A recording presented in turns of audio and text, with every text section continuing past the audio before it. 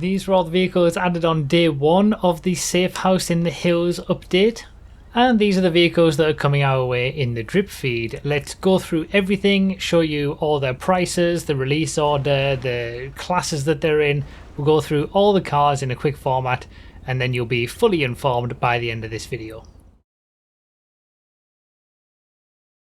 This video is brought to you by my newest YouTube channel, the GTA Car Showroom, aiming to be a complete repository of showcases and info for every GTA car. Click the link in the description to subscribe and browse all the cars that we have so far. So we're going to start with the day 1 cars that are actually available to everybody. Now there's only 3 of them, so we'll start with the supercar with the X-treme. Obviously it is in the supercars class and it will set you back just under $3 million.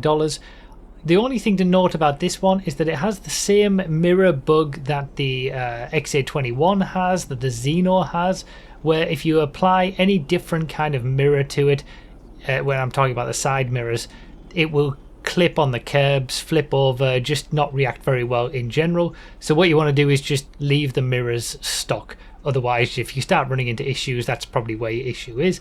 But yeah, that's our supercar. We move on to a sports classic next with the GT750. This will set you back $1.25 million, there or thereabouts. Yeah, lovely looking car for the sports classics class. Obviously, I will be testing all of these vehicles as soon as I can. Obviously, I've got my t-shirt on, keep calm and continue testing, store.profi.com. But yeah, I'm going to be going through all of these, testing them for lap time and top speed, and I'm hoping to get that out as quickly as I can so that you guys know what to spend your money on, or what not to spend your money on. But yeah, so supercar with the X-treme, then a sports classic with the GT750, and then a sedan with the Sentinel XS4. This is a little bit more expensive than the GT750 at just over $1.4 million for a bog standard sedan. We'll see how it performs. Sedans is it's untouched by HSW cars, and that remains to be the case here. So hopefully it'll be competitive, and the sedans class is really tight at the top, so it would be nice to add another one to that. But yeah, those are our 3 cars on day 1 that you have access to if you're a normal player of the game.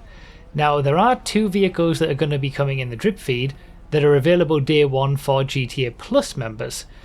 And those are these 2 supercars. So first of all, you've got the FMJ Mk V, like I say, in the supercars class. It will set you back just under $3 million when it officially releases. It's actually free for GTA Plus members at the moment. But if you want the HSW upgrade on it, the total cost will be just under $5 million. So this is basically a $5 million car. You add in the cost to add all the upgrades on it as well, you're looking at $5.5 million for this car. Obviously with HSW it's going to have a decent top speed. We'll see how it does around the track with the testing video. But yeah, it's an expensive one, and you can only access it at the moment if you're a GTA Plus member. However, with both of these GTA Plus specific early access cars, you can buy them from people who have them at the car meet. So share them around if you have them. Let people get them even if they're not a GTA Plus member. That's what we've been doing in our community. So that's the FMJ Mk V. I don't know what happened to the Mark 2, 3 or 4, but there you go. It's actually FMJ2 in the handling data, its handling ID. And then we've got the Luiva. I don't know if I'm saying that properly, probably not, but again, another car from the supercars class. It's going to cost you just under $2.7 million, but it can be bought by GTA Plus members at the Vinewood Car Club right now. This will be the second one to release. I wouldn't be surprised if both of these release at the same time. But yeah, only GTA Plus members can have access to these. But like I said, they can both be shared at the car meet. You can buy them off other people. So that's probably a good way to do it. Now, the one thing to keep in mind with the Luiva is that a few of the liveries are a bit messed up and backwards. We'll see a little bit of those later on. But yeah, we'll see how they do in the testing as well. These are the 5 cars, obviously including the HSW version for the FMJ, so that's 6 in total. That's what's going to be in the first testing video in the next few days, and you'll see how they all perform as soon as I get that done. Next up, we've got some drift vehicles, new drift cars. So 3 of them we've seen before. The 4th one, I guess, is a little bit of a spoiler of what's to come. But we've got a Dominator GT drift car, a RT3000 drift version, the Sentinel XS drift version. So the Sentinel XS has, you know, an HSW upgrade and a drift upgrade, and obviously the new Keitora, that's got a drift version as well. Now, usually is the case with drift vehicles, they get exclusive liveries that are just for the drift version, which is really annoying because some of them we would like to see on the regular versions of the cars. They usually cost 200,000 to just convert them to the drift version, but you also don't need the custom version of them. The drift versions in races, the stock versions, perform exactly the same as any custom version you have. It's just whether you would want to make it look, you know, how you want it to look. But there's a few interesting liveries, and I don't know whether this is a drift specific livery for the Keitora, but yeah, we'll see a few others later on. You might see it a little bit in the background just there.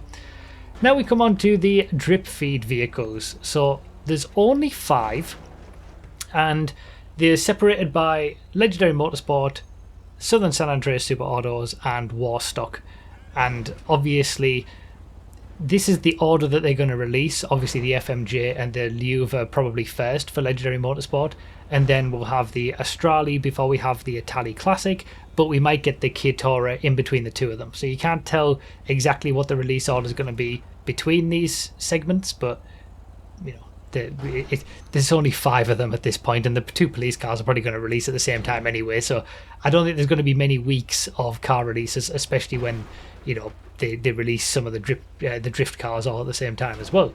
So on Legendary Motorsport, the Astrale Sports Classic, we will see the backs of these cars toward the end of the video as well, just so you know. In the Sports Classics class, it's going to cost you $1.5 million there or thereabouts. It will have an HSW upgrade. Don't know what the cost of that is just yet, but we'll find out when it releases, obviously. Usually it's going to be around $1 million extra at least, but we'll see how it performs. We'll see if it can perform anywhere close to the Turismo Classic and the HSW Turismo Classic and the HSW Sterling GT at the top of the Sports Classics class, and we'll see if the non-HSW version can mix it in with the top non-HSW Sports Classics. As always is the case, when these vehicles release, I'll test them on the day that they release and upload a video for them on that day. So yeah, 2 Sports Classics actually on Legendary Motorsport, with the Astrale and then the Itali Classic. So we got the Itali GTO, we also have the Itali GTBs, which are completely different make entirely, and then we've got the Itali Classic. Like I said, Sports Classics class, just over $2 million, doesn't have an HSW upgrade, so you've only got 2 cars with HSW upgrades, which, to be honest, it follows the same pattern as all the DLCs have been doing lately. You always get 2 HSW cars, none of them are old cars, unfortunately. You always get 4 or 5 drift cars, a couple of police cars. It's generally the same story as always in this one. Yeah, the Itali Classic, $2 million, looks interesting. And yeah, we'll just have to wait to see how it performs.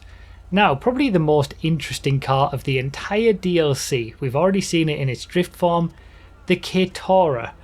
This is in the utility vehicles class. The utility vehicles class. So we've actually got a DLC utility vehicle, a very rare occurrence. Obviously, we've had the Slam Truck was a utility class vehicle that was a DLC car.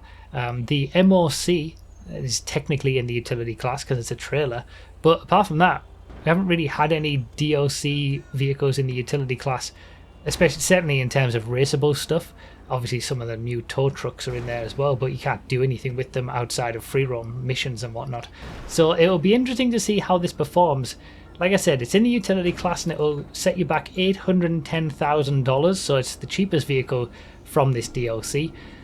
And I'm really curious, I am really curious to see how it's going to perform in comparison to obviously the Sadler, which is at the top of the utility class and has been since 2013, completely dethroned just because stuff hasn't been added to utility. I'm really curious to see how this does. Will it be quicker than the Sadler? Will it be slower? We'll find out when it releases, but it'll be interesting to see if the Sadler will finally be dethroned or not. It's only got a sort of 1 minute 19 lap time. It's very slow, but nothing else gets added to utility, so that's why it's still at the top. We'll find out whether the Keitora can dethrone it, but there are some really interesting modifications for it, which, like I said, we'll see in a very short amount of time. Finally, for the drip feed vehicles, we've got the two police cars. Now we've got the Buffalo and the Buffalo STX. The Buffalo Cruiser, first of all, is this one, based on sort of the old Buffalo shape. And this is, obviously both of these are in the emergency class. This will set you back $4.4 million, this one. The trade price will be $3.3 million. And obviously, you still can't race emergency vehicles. We've been given all of these wonderful emergency vehicles and police cars. You still can't race with them. And I don't know why they felt the need to add a new version of this car when their one already exists. There is a Buffalo variant of the police cruiser, the 2013 one. We don't even have the ability to buy the 2013 regular police cruiser Stania version or the Buffalo version. But yeah, we've got a new one instead that's going to set you back $4.5 million. And then the Buffalo STX Pursuit. That's the official name of this one. So Buffalo Cruiser, Buffalo STX Pursuit. I feel like this is one that we've seen in the GTA, one of the GTA 6 trailers, and I'm pretty sure I mentioned on one of those that we'll probably see this car in GTA Online at some point. You know, a few of these are, I've said this many times before, but they're probably a lot of backported cars from GTA 6 at this stage. But yeah, the Buffalo STX Pursuit, again, the emergency class, it's going to set you back just under $5.4 million. You'll be able to do a few of the police missions that you can do with all the other emergency vehicles, but you know, you're not going to be able to use them in races or anything like that. They're not even available in transform races or random races or anything. So it's a lot of money to pay for something that it has kind of limited use. But I will test them as always, and we'll see how they perform in the emergency class, and what they can do for lap time there. And finally, the only sort of other new vehicle is this, the Norway Vivanite. This is actually in the service class, but its name is just Vivanite. So it's like, it is a Vivanite, like, you know, the SUV that you can buy and race with and have the HSW upgrade on it. But it shares the same name. They haven't changed the name to like Vivanite Norway Edition or something like that. But it is a completely separate model, obviously, with all the cameras on it and everything. They're used for the new mission strand, but also they're around in the traffic now, just in free roam. Not that that serves you any purpose. You can't get in them. You can't use them like a taxi, at least from what I tested. You can't drive them. I'll probably find a way to test it anyway, but I assume it's going to just have the handling data of a regular Vivanite, maybe. But it might be surprising. But either way, it's in the service class. You can't buy it. You can't do anything with it, really. But it is a new vehicle to the DLC. And like I said, there are some interesting upgrades and modifications. Look at this. Isn't this just like... This has to be the best DLC. I mean, the best DLC vehicle, not the best DLC. That's it's far and away not the best DLC, but you know, it's all right. The Keitora, on the other hand, what a machine! The fact that you can upgrade it in such a way like this with these big sprunk liveries and additions on them, you know, what a good bit of fun, especially with it being so, well, I say so cheap. $810,000 is a lot if you convert it to how much it would cost you in shark cards, but it's pretty cheap these days. And yeah, it'll be fun to see. And I don't know what, I know obviously there's these two, but I don't know if there's actually more liveries and additions that you can put on them. But it'll be interesting to see what people do with their own versions of this car. And seeing a bunch of these race together in a utility vehicle, and it'll give us a reason to do utility vehicle races again, honestly, just to race this car. Just so much fun. So those are some great liveries and great modifications. Some not so great liveries and not so great modifications are, as I mentioned, on the Luiva. You can see we've got on this side Ron 22. Is that a nod to me? If so, very nice. You know, I like that. I'd love to have a Ron livery. There's two Ron liveries on this car, in fact. But when we come over to the other side on some of these liveries, they're backwards. Now, in the past, there has been some flipped liveries, and you can see the 22 is now a 55, I guess. There has been some flipped liveries in the past, and I was sort of harsh on it in the early days about that, but I believe there are some sort of drift competition kind of liveries where, or certain cultures where flipping the livery actually makes sense, so that's fine. But I don't think that really applies to these, you know, how the words are backwards, you know, all the logos are backwards. It just doesn't look great. So this is probably the livery I would want to have on this car as well, you know, Ron 22. It's a cool little livery, but the flipped nature of it on the other side makes it a bit of a shame. Thank you to the Project Homecoming guys for helping me do this showcase. But yeah, those were all the cars. So only 5 for the drip feed. Obviously the drift cars are also going to be drip feed, but they'll probably all come at the same time. I imagine the police cars will come at the same time as well. We got 3 day 1 cars that everybody can access, 2 day 1 cars that only GTA Plus members can access, but I imagine they're going to get shared around all this week. And those are the cars that I'm going to be testing, so stay subscribed, or subscribe to the channel if you haven't already, to be notified when the testing videos go live. And for those who are interested in looking at the backs of the cars, we'll do that now. And as if by magic, here we are. So I'll just give you a quick look at the backs of these vehicles.